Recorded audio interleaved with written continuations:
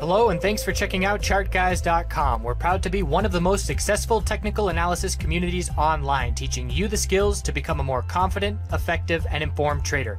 Join our community of hundreds of analysts worldwide working together to learn the charts, generate profit, and achieve financial independence. For access to daily live chart analysis and market coverage, a thriving chat community, along with dozens of hours of exclusive educational materials. We look forward to seeing you. Let's check out some charts. Hey everyone, checking in on commodities. We'll look at the dollar, gold, miners, oil, natural gas. Starting on the weekly time frame, we'll zoom in from there. So the weekly time frame for the dollar right now is a potential little bear flag. And usually we look at bear flags after big time dumps, but this is a pretty solid pullback. And to see a weak bounce like this lasting just a couple weeks, it certainly fits into that pattern where you could draw the channel with a weak bounce attempt. You get the idea. And that would be our flagpole on the way down. So that's definitely something that we're keeping an eye on. That would be a continued shift from bullish to bearish on this weekly time frame, where we were in an uptrend for a significant amount of time, this significant pullback and a lower high and lower low. If we were to come down and break 95.03, would be a very clear sentiment shift. And there are times when I look at the monthly time frame to get a more longer term view of things, and we can see that the monthly chart is still just fine at this point. The monthly uptrend is intact. So we're going to have to see further weakness on this weekly time frame and a bearish cross. I'm watching these exponential moving averages, the 12 and 26 period. It's always something that I'll scroll back and say, how good has this indicator been in the past? And we can see that pretty much going all the way back to 2014, 4 years ago, we had a bear cross that led to months and months of consolidation. We had the bull cross that led to a big time rally. We then had a bear cross that led to another couple months of consolidation. Then we had the bull cross. So the bottom line is we get follow through when we have these crosses occur. The bull cross occurred. We saw months and months of upside. So if we were to see a bear cross here, which probably is not going to play out unless we do drop down to a lower low sometime in the next 2 to 3 weeks, then we would look for that bear cross to take place, and we might see the dollar fade back down into the low $90 range. So that's something we're keeping an eye on, and that's certainly something that the gold bulls are keeping an eye on, because the weakness that we saw in the dollar just on Friday after a bull attempt on Thursday was squashed and given all the way back. We saw a significant gold break, and the gold bulls are out in full force, seeing continuation after a weekly bull flag. We just traded sideways with a brief pullback. Now we're looking at continuation, and the next clear gold resistance is 1309 from where we stand, and then up to 1326 essentially, just rounding a little bit. But if we look at the daily time frame, this was a perfect bottom fishing scenario. You cannot have more clear support of 1276. We held it 4 times. Any bull making an entry could say to themselves, all right, I'm going to enter this trade at 1280 and I'll exit if we break 1276. You're risking $4, and at this point, a bull would be up $22. So those are the kind of risk to reward scenarios you want to put yourself in a trading game plan when your risk is really small and your potential reward can be large. So a very significant bullish day, not as much volume behind it as you would anticipate with the size of the candlestick, but breaking 1298 and 1300 psychological was exactly what the bulls were hoping for, and that's what we have as we head into next week. So with a lack of resistance immediately nearby for another couple percentage points, or at least 1 percentage point, we're going to look for the gold bulls to try and see continuation this coming week. And anything above 1276 will be a daily higher low now that we got this bull break. The miners are obviously responding well. They consolidated more significantly on their weekly timeframes, and Friday was the ideal for miners because the S&P 500 was green and gold was green as well. And when you have both the market and gold going in the same direction, you see the miners respond more significantly, because that's pretty much having all wind at your back in one direction, as opposed to the market tugging you one way with these gold miners that are listed on the markets and have those correlations, and with gold going the other way.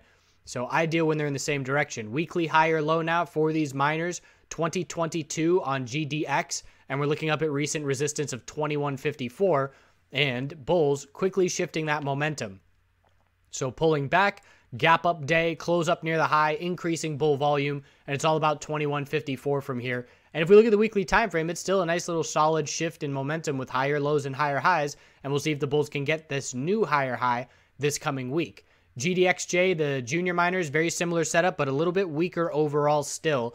We have a new support on the weekly at 29.25, Bulls to see a bull break have to break 31.59. So just comparing the junior to senior miners, right now the junior miners are up about 18% from the low of the pullback, and the senior miners are up about 23%. That's a very significant difference.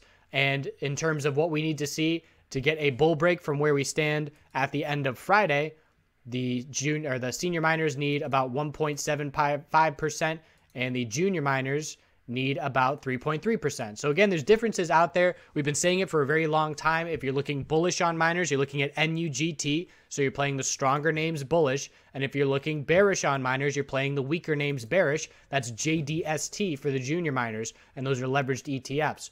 Oil on the weekly time frame, and something you probably want to be paying attention to, just something I've been reading about recently, the US-backed coup in Venezuela, where pretty much some guy says, hey, I'm president now, and the US says, hey, this guy's president now.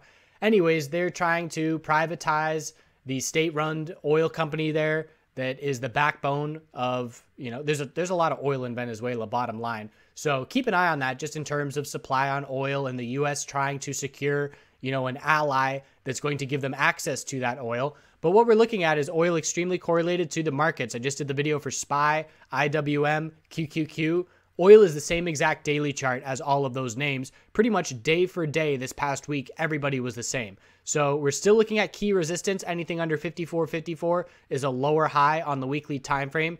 And the daily chart, losing the uptrend is the indication that weekly consolidation is coming. And we have not lost that daily uptrend yet. We have the higher low, and the line in the sand that the bulls must defend is 51.83. If the bulls hold 51.83 this coming week, they keep full control. The bulls have nothing to worry about. It's breaking that level, which would shift momentum.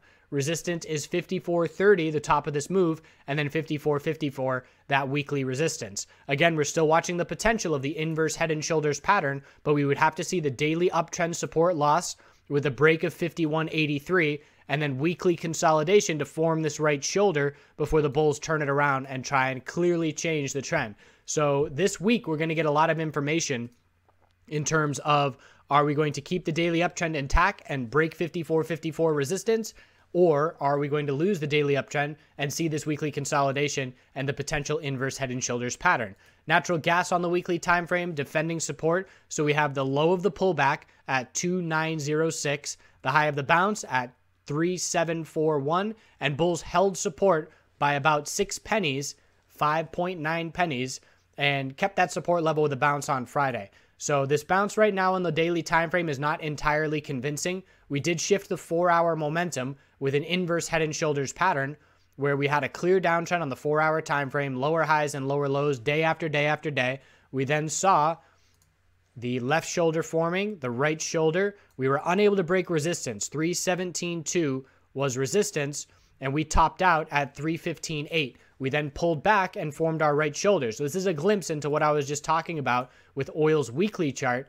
We saw it on natural gas's 4-hour time frame. There's the right shoulder, and there was the bull break of both resistances. We didn't get a lot of follow through on that bull break, but that's because we were also extended. This hourly time frame just did a V-shaped recovery and bounced 5-6%. So we were overextended. Bulls need follow through this coming week. We need a break of 318.1 for a more convincing break. And if we get that, we will then set our sights on a daily equilibrium where we will be looking for our high, low of the pullback, and we would look for a lower high to form, perhaps somewhere in the 330s or 340s. That's if we can see continuation on this shift in the 4-hour time frame and break 318.1. So Monday is going to be pretty important for natural gas, Sunday night into Monday, to try and break that level and to be more convincing, because this could be a bear flag at this point. The size of the pullback and the weakness in this bounce comparative to that pullback could see another leg down and a bear break on this daily and weekly time frame. So just be aware of that. If we don't break 318.1 on Monday or Tuesday,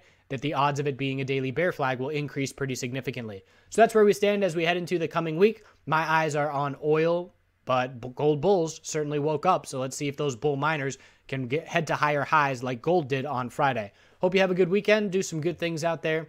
We'll see you Monday.